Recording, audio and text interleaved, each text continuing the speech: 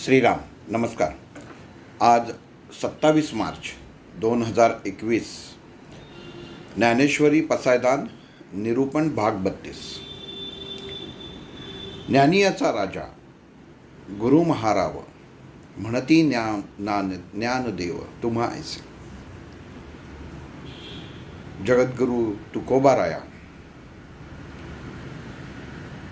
लवकरच बीज आहे, तुकाराम बीज आहे. आपण नेहमी ह्या ओवींनी निरूपणाला सुरुवात करतो. ह्याचं कारण असं की एखादी गोष्ट चालू करताना आपल्या समोर पहिल्यांदा ती परिस्थिती समोर उभी राहणं गरजेचं असतं.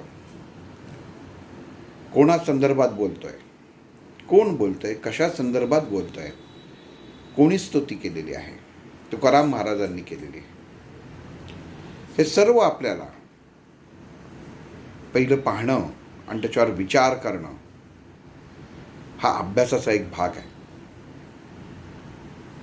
नुसतं तुकाराम महाराजांनी माऊलींची स्तुती केली एवढं ऐकून सोडणं एवढं सोपं नाही आहे ते. कारण आपण जेव्हा कोणाची स्तुती करतो, ज्याची स्तुती करतो ती व्यक्ती, ते तत्व हे आपल्याला माहीत असणं हे खूप गरजेचं असतं. आणि जर ती माहीत नसेल तर आपण व्यवस्थित आणि खोलवर त्या विषयाचा अभ्यास करू शकत नाही. ज्ञानेश्वर माऊलींचा अभ्यास तुकाराम महाराजांनी निश्चित केला असेल म्हणून तर तेवढं त्यांनी जेव्हा हे ज्ञानियाचा राजा गुरु महाराव जेव्हा म्हटलेलं आहे, याचा अर्थ तुकाराम महाराजांनी माऊलींचा अभ्यास हा निश्चित केलेला आहे. पांडुरंगाचं नाव मुखात, माऊलींचा अभ्यास, हे खूप विचार केलं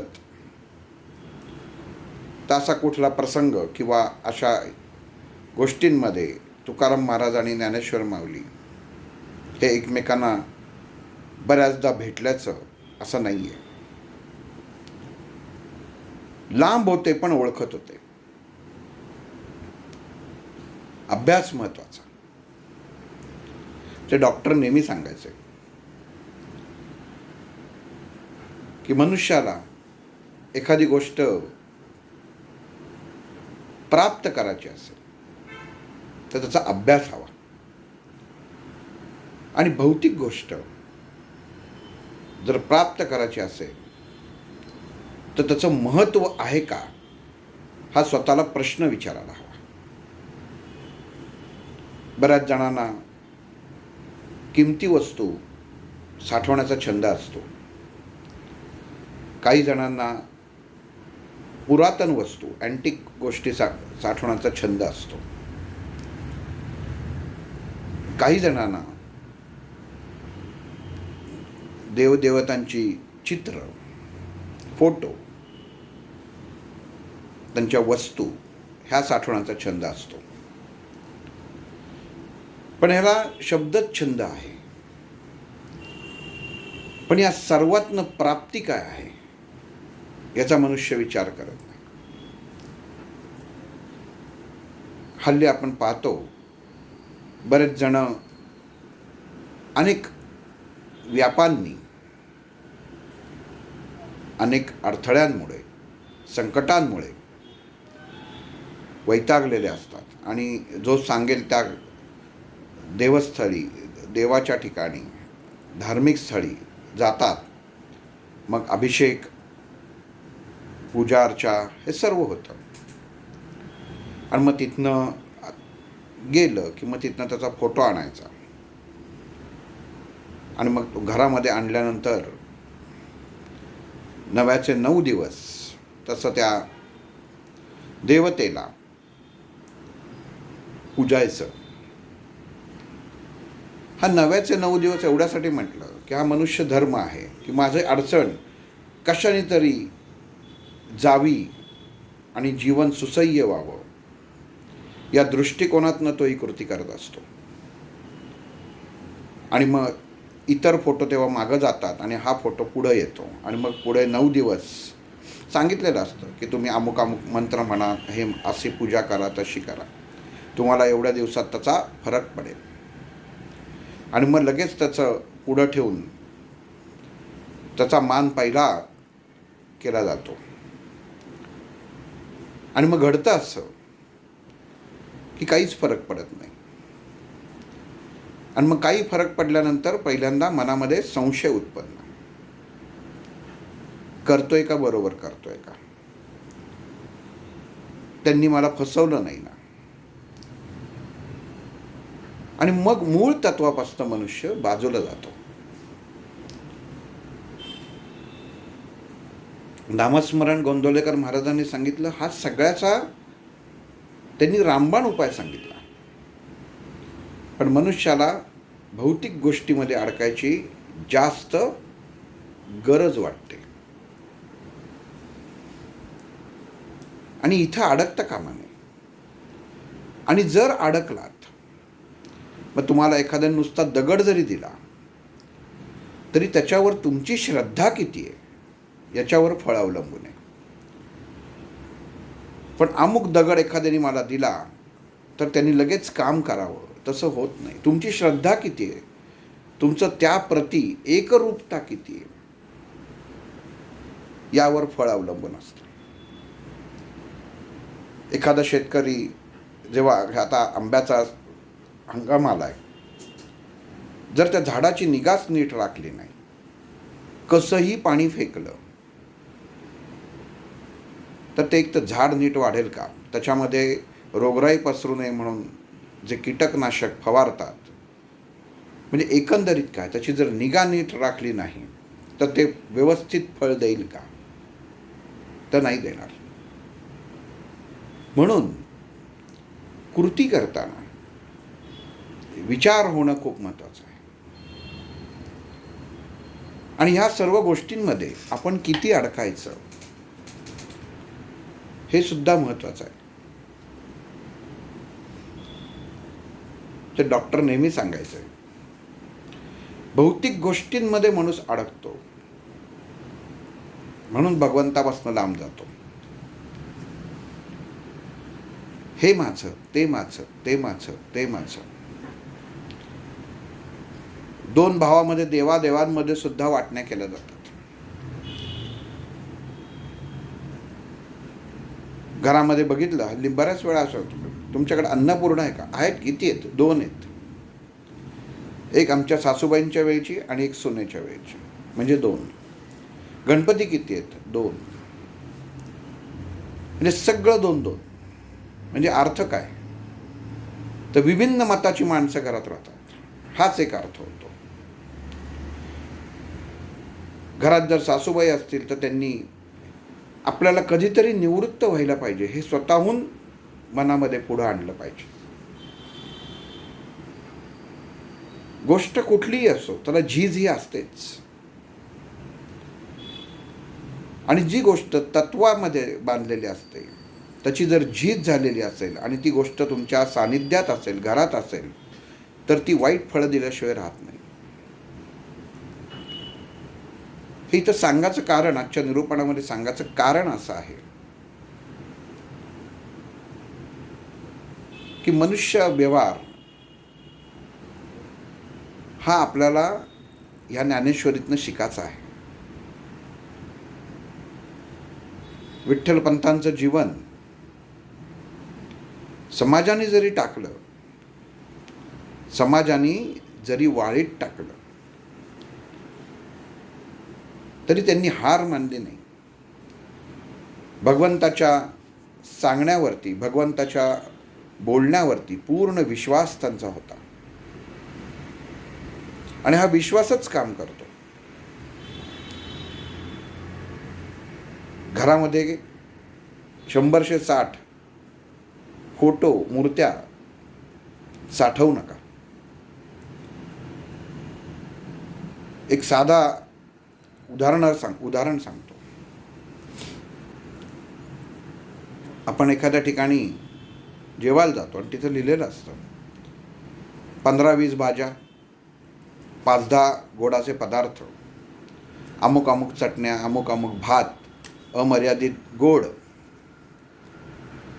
आणि माणूस त्या लालसेने, आपल्याला 100 रुपयात सगळं खायला मिळेल ह्या लालसेने तिथं जातो. पण खातो किती आणि वाया किती घालवतो. म्हणजे जे आवडतं ते खातो आणि काही काही जण युक्तीने जे नकोय ते वाटीमागं लपवून ठेवतात.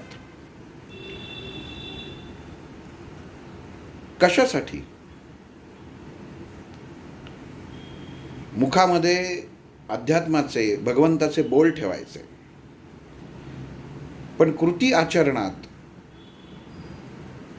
जर त्याचा उपयोग केला नाही तर तुमच्या आचरणाचा, जे तुम्ही वाचले, जे अध्यात्माचा तुम्ही स्वीकार करताय असं म्हणताय, त्याचा काहीच उपयोग होत नाही. परीक्षेचा अभ्यास केलात, पण परीक्षा देताना, ते प्रॅक्टिकल देताना ते जर व्यवस्थित केलं नाही तर मार्क मिळतील का? ते शिक्षक मार्क देतील का? असंच जीवनच आहे. स्वाध्याय म्हणून केलात, सकाळी उठून स्नान करून पोथी वाचलीत, सर्व केलं, पण आचरण जर शुद्ध नसेल, विचार शुद्ध नसतील, तर आपण कुठलंही सत्वगुण प्राप्त करू शकत नाही. रजोगुण, सत्व, रजतम तिन्ही गुणांना बरोबर घेऊन जायचंय. अगदी समर्थ रामदास स्वामींमध्ये सुद्धा तिन्ही गुण होते, प्रत्येक माणसात असतात. पण आपल्याला उपयोग कशाचा करायचा आहे? सात्विक भाव हवा. एखाद्या भगवान श्रीकृष्णाची मूर्ती जर चिडलेली जर तुम्हाला दिली कोणी, तर तुम्ही म्हणाल काय मूर्ख आहे की काय हा? भगवान श्रीकृष्ण कसे हवे? हसरे, बासरी वाजवताना, प्रसन्न चेहऱ्याचे. मग ही अपेक्षा तुम्ही जर भगवंताकडनं करता, तर मग तुमच्या आचरणामध्ये सुद्धा भगवंतानी जर अपेक्षा केली तर त्याचं चुकलं का? नाही चुकलं. आणि जिथं आचरण व्यवस्थित असतं तिथं उत्तम फळ हे सांगायला लागत नाही, ते मिळतंच. विठ्ठलपंतांचं आचरण, त्यांच्या हातून कधी व्याभिचार झाला नाही. समाजाने जरी गावाबाहेर त्यांना काढलं, सासरे इतके श्रीमंत होते की काही करायची गरज नव्हती, जावयाबरोबर यायला तयार होते. दुसऱ्या गावात जाऊन राहिले असते तर पुढील जीवन सहज त्यांनी सुखामध्ये काढलं असतं. पण जेव्हा ग्रामस्थांचा, गावाचा, ब्राह्मण समाजाचा जो निवाडा झाला की यांना गावाच्या बाहेर ताबडतोब काढायला हवं, आणि जेव्हा सिद्धोपंत आणि मीराबाईंनी मदतीचा हात पुढं केला आणि विठ्ठलपंतांनी जो नाकारला, म्हणून त्यांना भगवंत प्राप्त झाला. तेव्हा जर त्यांनी स्वतःच्या सुखाची, त्यांच्या पोटी भगवंत जन्म घेणार हे तर अगोदरच ठरलेलं होतं. मग जर एखादी गोष्ट अगोदर माहिती असेल, अगोदर जर ठरलेलं होतं, तर विठ्ठलपंतांनी जर तेव्हा विचार केला असता की आपले सासरे आपल्याला मदत करतायत, ते घरंदाज सुख व संपन्न आहे त्यांच्याकडं, आपल्या पत्नी रुक्मिणीला घेऊन, सासू सासऱ्यांना घेऊन आपण दुसऱ्या गावी जर राहिलो तर अख्खं आयुष्य सुखात काढू आणि भगवंत प्राप्ती आपल्या पोटी होणार आहे हे तर निश्चितच आहे. पण त्यांनी तसं केलं नाही. त्याचं कारण असं आहे की तत्वाशी तडजोड त्यांनी केली नाही. जो नियम होता, गृहस्थ आश्रमातनं संन्यास आश्रमात गेल्यानंतर परत संन्यास आश्रमातनं गृहस्थ आश्रमामध्ये येता येत नाही, हा तेव्हाचा जो नियम होता, हा त्यांनी मान्य केला. आणि हे खूप मोठी गोष्ट आहे. आणि मान्य केल्यानंतर त्यांनी हातपाय गाळले नाही, त्यांचे गळून गेले नाहीत हातपाय. गावाबाहेर का होईना झोपडी बांधून त्यांनी उदरनिर्वाह हा चालू ठेवला. ते स्वतः मादुकरी मागून, भिक्षा मागून. भगवंत प्राप्ती, भगवंत शिव निवृत्तीच्या रूपात त्याच झोपडीमध्ये वावरत होते. आणि हे वावरत असताना भगवंतांनी कधी संकोच केला नाही. भगवान शिवानी की मी साक्षात महादेव आणि मला या झोपडीत राहायला लागतंय, म्हणून त्यांनी परिस्थिती बदलली नाही. जरी भगवान शिव यांनी निवृत्तीच्या रूपात अवतार घेतला असता, तरी भगवान विष्णू काय, इतर देवता काय, हे त्यांना मदत करू शकले असते, पण कोणी केली नाही.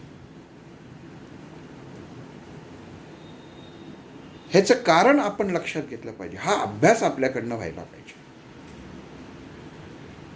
की भगवंताला सुद्धा टक्के टोमणे हे खायलाच लागले. मुळात ठरवलेलंच होतं की असंच जीवन जगायचं आहे, पण ते जगताना आपला नवरा जर संकटात असेल आणि त्याचे जर हाल होताना जर पत्नी बघते आणि पत्नीचं तेवढं प्रेम असेल, तर ती त्याला काहीही करून मदत करते. पण इथं तसं नव्हतं. निवृत्तीनाथ जी भिक्षा मागून आणायचे, त्या भिक्षेवरती हा उदरनिर्वाह होत होता. आणि हा उदरनिर्वाह चालू असताना आता विठ्ठलपंतांना ही जाणीव झालेली होती. निवृत्तीनाथ होऊन 1.5 वर्ष होऊन गेलेलं होतं. बाळ हळूहळू वाढायला लागलेलं होतं. त्याच्या लीला विठ्ठलपंत आणि रुक्मिणी रोज पाहत होत्या. रुक्मिणीला परत दिवस गेलेत हे विठ्ठलपंतांच्या ध्यानी आलं. भगवंतांनी सांगितलेलं की दुसरा जन्म होईल तो माझा होईल, हे विठ्ठलपंत जाणून होते, रुक्मिणी जाणून होती, पण समाजाला माहीत नव्हतं. सिद्धोपंतांना माहिती होतं आपल्या लेकीच्या पोटी साक्षात परब्रह्म परमात्मा जन्म घेणार आहे, पण त्यांनी त्याचा डंका पेटला नाही. शिकायचे काय? भगवंत प्राप्ती जरी झाली तरी त्याचा डंका पिटता कामा नये. तसं विठ्ठलपंतांनी कुठे डंका पेटला नाही. नित्यकर्म हे चालूच होतं. पावसाळ्यातले दिवस आले आणि पावसाळ्याच्या दिवसाच्या आधी आपल्याला माहिती आहे की उन्हाळा जसा सरतो तसा वळवाचा पाऊस पडतो आणि त्याच्यानंतर पावसाळा चालू होतो. रोज पडणारा पाऊस आणि ह्या पावसामुळे हवेत निर्माण होणारा गारवा हा रुक्मिणीला बोचत होता. बाळणपणाची दुसरी खेप, असं आत्ताच्या शब्दामध्ये, आत्ताच्या भाष्य हे करायला हरकत नाही. विठ्ठलपंतांना जाणीव होती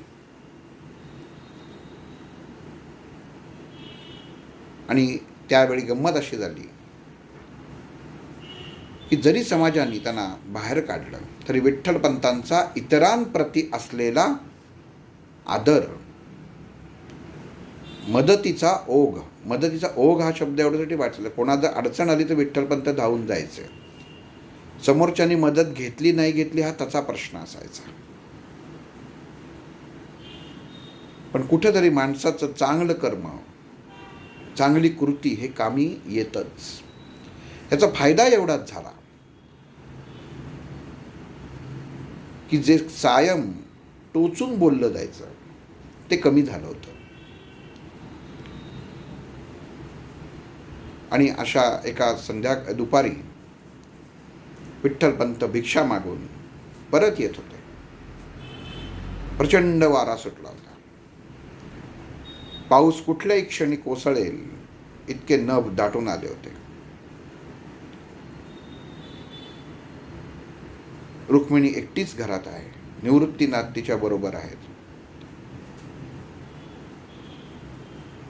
अगदीच तशी वेळ आली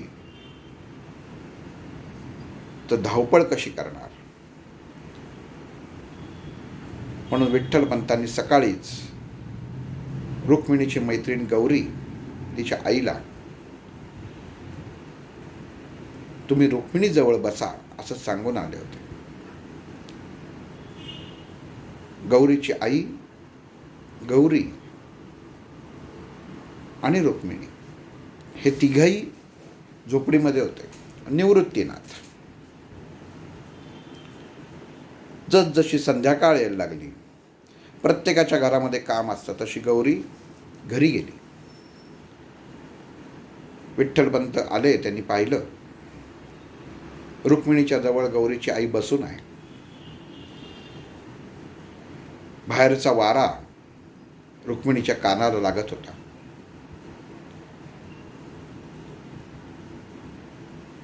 विठ्ठलपंतांनी आपल्या खांद्यावरचं उपरणं रुक्मिणीला कानाभोवती बांधण्यासाठी दिलं.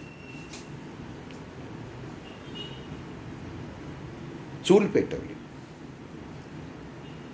रुक्मिणीला थोडासा शेक मिळावा हा त्यामागचा हेतू, पण अग्नी वाया जाऊ नये म्हणून पाणी पण तापत ठेवलं.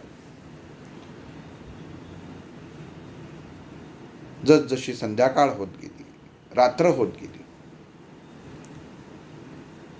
विठ्ठलपंतांच्या चेहऱ्यावरती आणि रुक्मिणीच्या चेहऱ्यावरती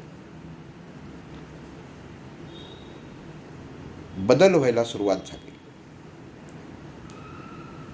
श्रीकृष्ण श्रीकृष्ण श्रीकृष्ण. रुक्मिणीच्या मुखामध्ये एकच नाम. विठ्ठलपंतांच्या मनामध्ये, मुखामध्ये शिवमहिम्न स्तोत्र हे चालूच होतं. दमून खेळून झोपलेला निवृत्ती झोपल्यानंतर सुद्धा त्याची मुद्रा किती प्रसन्न होते विठ्ठलपंतांना जाणवत होतं. साक्षात भगवान शिव विठ्ठलपंतांच्या झोपडीत झोपलेले होते.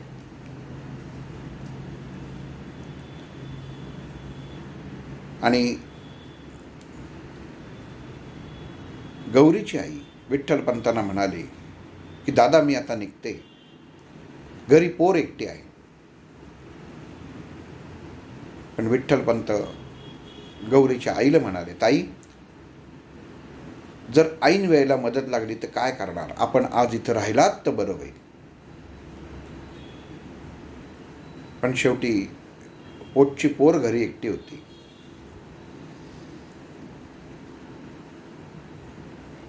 गौरीच्या आईने विठ्ठलपंतांना बोलून दाखवलं की पोर घरी एकटी आहे, तिच्याजवळ कोणी नाही. विठ्ठलपंत म्हणाले, ताई तुम्ही काळजी करू नका, मी तिलाही घेऊन येतो. आणि जाताना बाहेर झोपडीला दगड लावून जातो, जे कोणी यायला नको. गौरीच्या आईने होकारार्थी मान हलवल्यावर विठ्ठलपंत झपझप पावले टाकत गौरीच्या घराकडे गेले आणि तिला घेऊन आले. ढग खूपच भरून आले, वारा सुटला, विजा कडकडायला लागल्या, तुफान पाऊस यायला लागला. गवताच्या त्या भिंती आणि त्याच्या बाहेर उभं राहिलेलं तुफानी वादळ, पण त्या गवताच्या भिंती जो येणारा वारा होता तो गाळून आतमध्ये झोपडीत गारवा पसरला होता. विठ्ठलपंतांनी पेटवलेली चूल ही रुक्मिणीला ऊब देत होती. विठ्ठलपंतांच्या लक्षात आलं, बडबड करणारी, 100 प्रश्न विचारणारी रुक्मिणी सकाळपासून शांत आहे. चेहऱ्यावर कुठलीच उदासीनता नाही.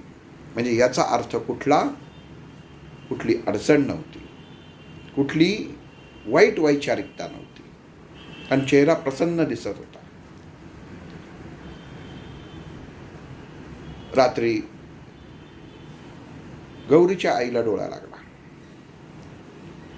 विठ्ठलपंतांना डोळा लागला. बाहेर वीज एवढ्या जोरात कडाडली की आता झोपडीवरती त्या दामिनीचा प्रहार होतो की काय असं वाटायला लागलं. आणि रुक्मिणीने त्या चमकणाऱ्या विजांच्या प्रकाशामध्ये